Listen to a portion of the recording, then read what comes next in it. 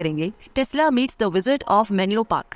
तो यहाँ पर 1880 के दौर में इनकैंडेसेंट लैंप एक रेवोल्यूशन बनकर आई, जिसे थॉमस एडिसन ने इन्वेंट किया था। उसके पहले घरों में, सड़कों पर, रेल रोड्स और बाकी जगहों में गैस लैंप यूज होते थे, लेकिन एडिसन की इनकैंडेसेंट लैंप्स ने अमेरिका और यूरोप के लोगों की लाइफस्टाइल को इम्प्रूव कर दिया था।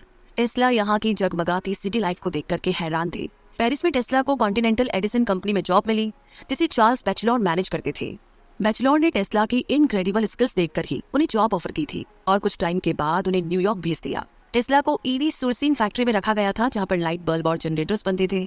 इलेक्ट्रिक इंजीनियरिंग में टेस्ला की स्किल्स को यहाँ पर बहुत रिस्पेक्ट मिली। उन्होंने opera houses, theatres, rail road station और कैफे, इन सभी जगहों में लाइटनिंग इंस्टॉल की। उन्हें काम के लिए पेरिस, बवारिया और बर्लिन भी भेजा गया था। तो 1883 यानी कि 1883 में बैचलर ने टेस्ला को स्ट्रॉसबार्ग प्लांट में इलेक्ट्रिक लैंप्स इंस्टॉलेशन की देखरेख का काम सौंपा। तो यूं ही काम करते करते टेस्ला को जब भी चांस मिलता, वो अपने एसी प्रोजेक्ट के एक्सपेरिमेंट में जुट जाते थे। उनके दोस्त अब उनके असिस्टेंट बन गए थे। उन्होंने एक डिस्क बनाई और उसे कोयल से कवर कर दिया। फिर उन्होंने इसे एक नीडल पर चढ़ा दिया। टेस्ला को फाइनली अपना आइडिया पूरा होता हुआ दिख रहा था। जब उन्होंने स्विच टर्न किया तो डिस्क घूम रही थी और ऑल्टरनेटिंग करंट जनरेट हो रहा था। तो 1884 में यानी कि 1884 में टेस्ला न्यूयॉर्क पहुंचे। उस टाइम वो 28 साल के थे। उन दिनों ब्रुकलिन ब्रिज बनकर के तैयार ही हुआ था और उस पर स्टैचू ऑफ लिबर्टी को रखा गया था।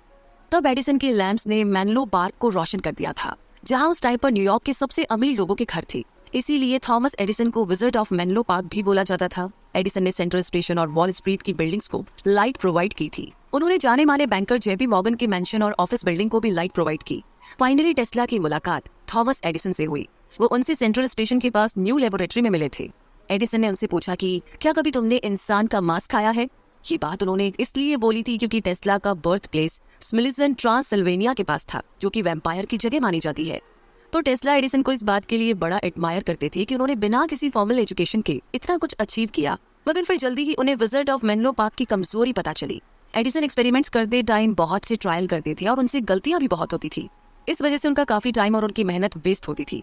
टेस्ला ने सोचा कि एडिसन ने भी उनकी तरह ही सेम एजुकेशन ली है, तो उन्हें अपने इन्वेंशन इजीली कर लेने चाहिए थे। अगर वो कुछ कैलकुलेशंस और फिजिक्स की थ्योरीज यूज कर लेते तो वो शायद इतनी मिस्टेक्स नहीं करते जो उन्होंने की थी। ऐसा लगता था जैसे वो घास के ढेर में सुई ढूंढ रहे हो। एडिसन ने इतने सक्सेसफुल इन्वेंशन किए थे, ये बात टेस्ला को किसी चमत्कार से कम नहीं लग रही थी। खैर, टेस्ला न्यूयॉर्क में अपना लैंप्स इंस्टॉलिंग और डीसी जनरेटर फिक्स करने के काम करते रहे। उन्होंने रेगुलेटर्स, आर्क लैंप्स और कम्यूटेटर्स में कुछ इंप्रूवमेंट्स भी किए थे। इसीलिए उन्होंने अपना ये वर्क पेटेंट करा लिया था।